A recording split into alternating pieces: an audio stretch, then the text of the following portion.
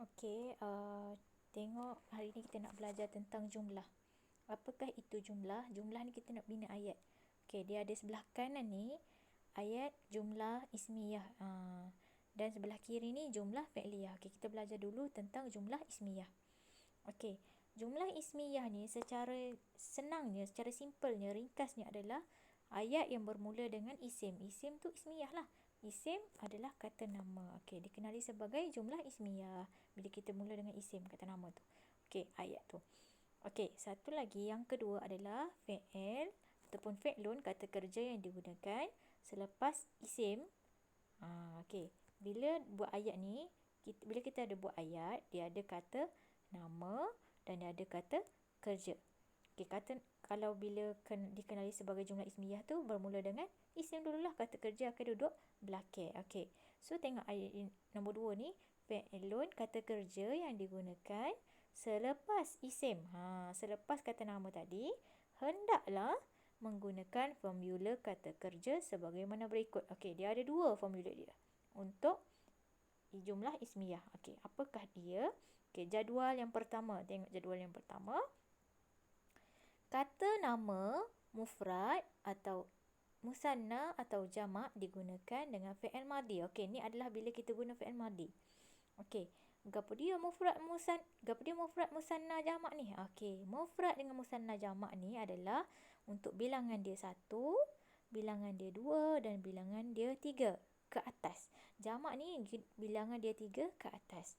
Okey, cuba tengok apa dia yang dia tulis kat bawah ni. Okey, fi'lun, kata kerja selepas kata nama berubah. Okey, mengikut bilangan dan jantina. Lepas tu dia tulis sini tasrif fi'il madhi. Kita dah belajar tasrif fi'il madhi seperti yang bergaris. Tengok sini. 1, 2, 3, 1, 2, 3 ni kan. Okey. Lepas tu dia ada ayat lagi.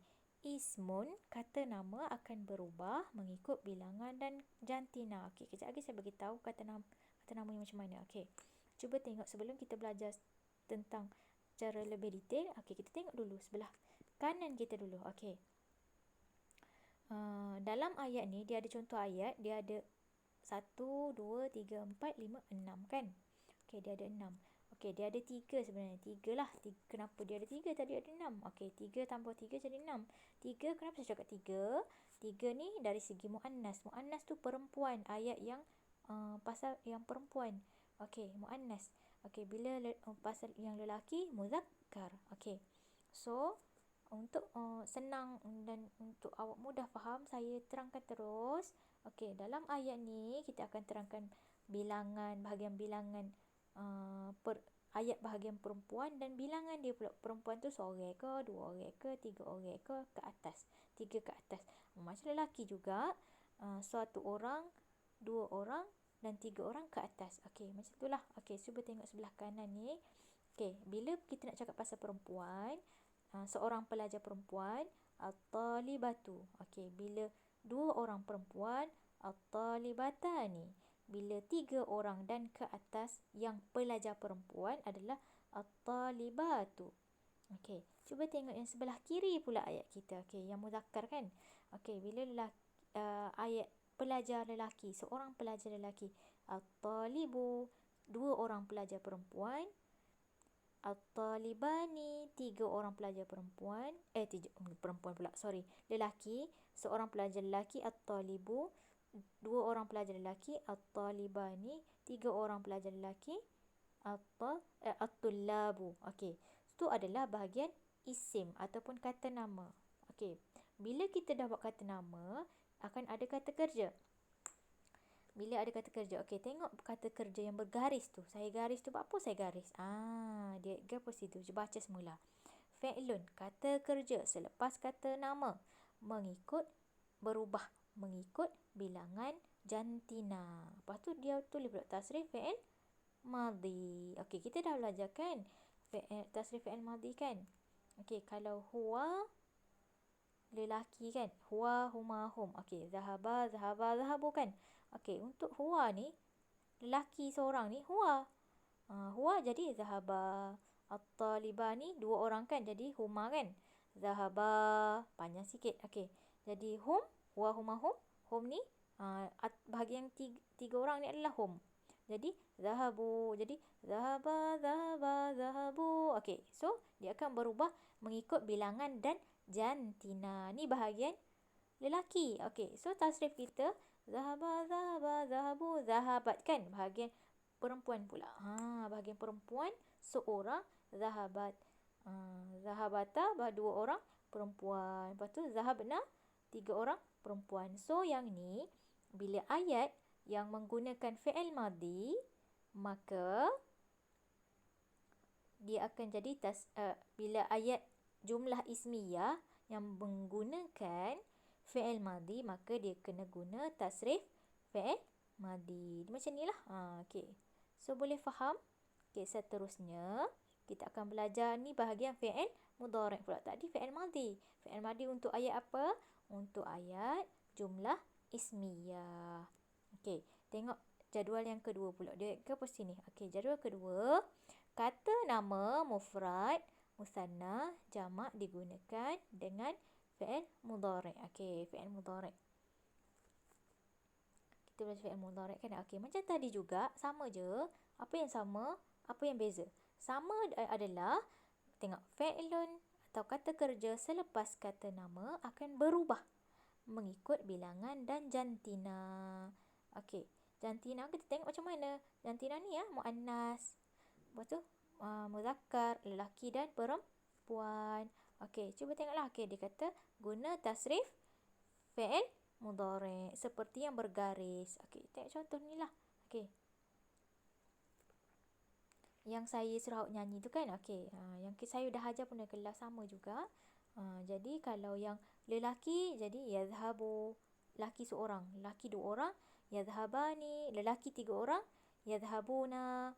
Okey, kalau perempuan seorang, tazhabu. Dua orang perempuan, tazhabani. Tiga orang perempuan, yazhabna. Okey, lepas tu dia cakap kat sini, ismun, kata nama akan berubah mengikut bilangan dan jantina. Okey, jantina macam tadi saya bagi tahulah. Jantina tu muzakkar, ni muannas, perempuan yang kat sini. Okey. Lepas tu berubah mengikut bilangan. Contoh dia macam ni lah. Okey, saya dah tulis dah contoh. Semula saya ambil semula daripada atas ni. Saya letak bawah ni. Okey. Kata nama berubah mengikut bilangan. Okey, bilangan macam mana? Kata nama tengok.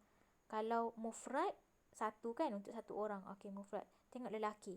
Untuk lelaki at-talibu. Okey. Lepas tu untuk musanna dua orang jadi at-talibani. Lepas tu jamak pula. Okey, tengok atas ni. At-tullabu. Okey, bahagian perempuan pula, jantina kalau bagi perempuan, at-talibatu, tengok atas ni, at-talibatu. Lepas tu untuk dua orang perempuan, at-talibatani. Tiga orang perempuan, at-talibatu. Okey, ni bahagian buat ayat apa? Ayat apa? Jumlah ismiyah. Okey, untuk jumlah fi'liyah pula, apa beza dia? Okey, jumlah fi'liyah ni apa ni? Okey, ayat yang bermula dengan fi'il, kata kerja.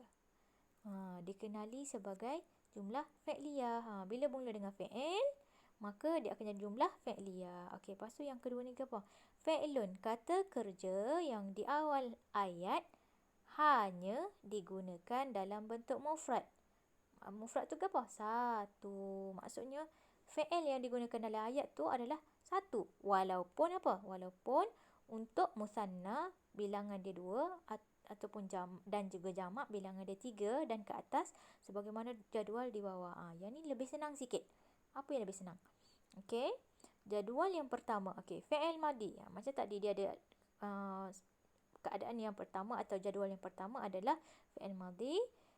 Jadual kedua adalah fi'il mudhari'. Okey, tengok fi'il madhi. Dia ayat gapos situ. Baca kat sini bawah ni. Fi'ilun, kata kerja di awal ayat tetap. Maksudnya tak berubah lah. Dan hanya berubah dari segi jantina. Apa yang dia tetap ni? Tetap dari segi bilangan. Maksudnya tetap apa? Cuba tengok atas ni. Bergaris ni. Okey. Dia akan jadi zahaba, zahaba juga. Walaupun bilangan dia satu untuk ayat yang seorang, dua orang, tiga orang lelaki pun, tapi bila dia perbuatan dia Sama je. Zahaba, zahaba, zahaba. Pergi, pergi, pergi. Sama je. Okey.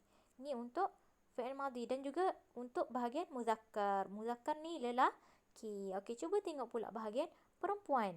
Okey, bahagian perempuan. Zahabat. Okey, yang lelaki dia jadi zahaba. Tapi perempuan zahabat. Okey, dia cakap hanya berubah dari segi jantina. Contoh zahaba untuk lelaki dan zahabat untuk perempuan. Okey, saya keluarkan balik ni. Okey, so mudah faham lah. Okey, lepas tu dia cakap ismun, kata nama akan berubah mengikut bilangan dan jantina. Okey, sama macam tadi lah kita belajar. Okey, berubah mengikut jantina tu, bilangan jantina ke apa? Cuba tengok at-talibatu. At-talibatu tu perempuan kan? Seorang. Okey, bila tengok dua orang pula jadi at-talibatani. Dan bila tiga orang jadi at-talibatu.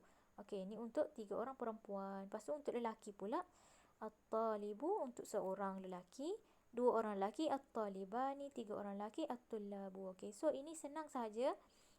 Yang berubah dari segi bilangan dan jantina adalah isim yang tetap dari segi maksudnya dari segi bilangan dia tetap, bilangan dia satu pun zahabah, bilangan dua jadi zahabah, bilangan tiga pun jadi zahabah. Tapi dia berubah dari segi apa? Dari segi jantina. Okey, bila perempuan dia jadi zahabat dan zahabat juga. Okey, walaupun bilangan dia satu, dua dan tiga kat sini. Okey, cuba tengok jadual 2. Jadual dia apa? Fi'il mudhari' digunakan dengan kata nama mufrad. Macam tadi lah.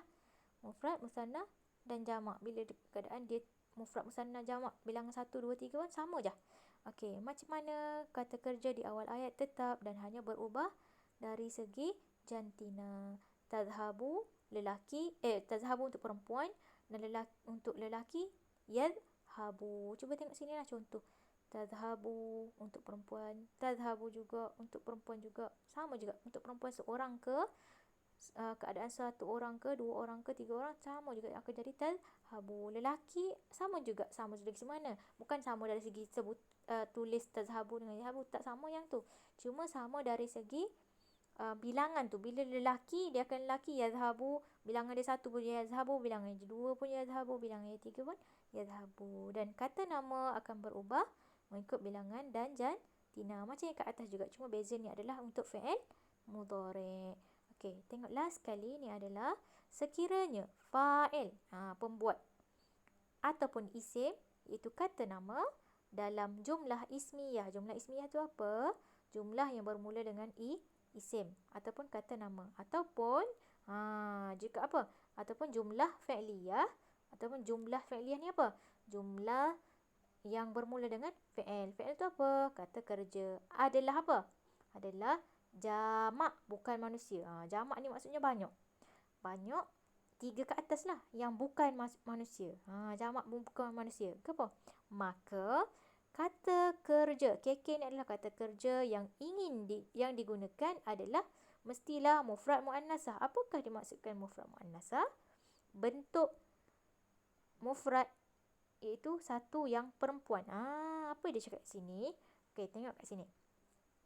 Ni adalah tengok yang atas, saqatat ataupun tasqutu al-awraqu ala al-ardi. Okey, ni adalah jumlah apa? Jumlah fi'liyah. Okey, bila jumlah fi'liyah saqatat ataupun tasqutu, dia guna maksudnya satu sahaja. Saqatat untuk perempuan, tasqutu pun perempuan juga, satu. Okey. So, ni adalah jumlah fi'liyah. Daun itu sedang, kalau kat sini dia jatuh. Daun itu jatuh. Kata kerja dulu start. Okay, yang bawah ni pula adalah al-awraq. Ni adalah al-awraq ni adalah jamak bukan manusia lah macam tadi. Bila dia ada jamak bukan manusia, maka dalam ayat tu kena guna apa? Kena guna mufrad muannasah. Ni lah mufrad muannasah ni yang perempuan. Ada ta kat sini kan. Ta juga kat depan, ta dekat belakang. Samalah yang ayat bawah ni pun. Ni yang ni al-awraq ni jamak selepas fi'il. Ni jamak di depan fi'il. Maksudnya isim di depan fi'il. Okey, ni adalah yang atas ni adalah jumlah fi'liyah, yang bawah ni adalah jumlah ismiyah. Maka kena beringatlah hak ni walaupun jumlah ismiyah ke fi'liyah, maka dia akan jadi tetap. Tetap macam mana? Fi'il dia tu lah. Fi'il dia tu sama ada duduk depan ayat kau, depan ayat kau ataupun duduk belakang ayat kau, dia akan jadi bentuk mufrad, satu sahaja. Dan juga mufrad apa? Bukan lelaki tetapi perempuan.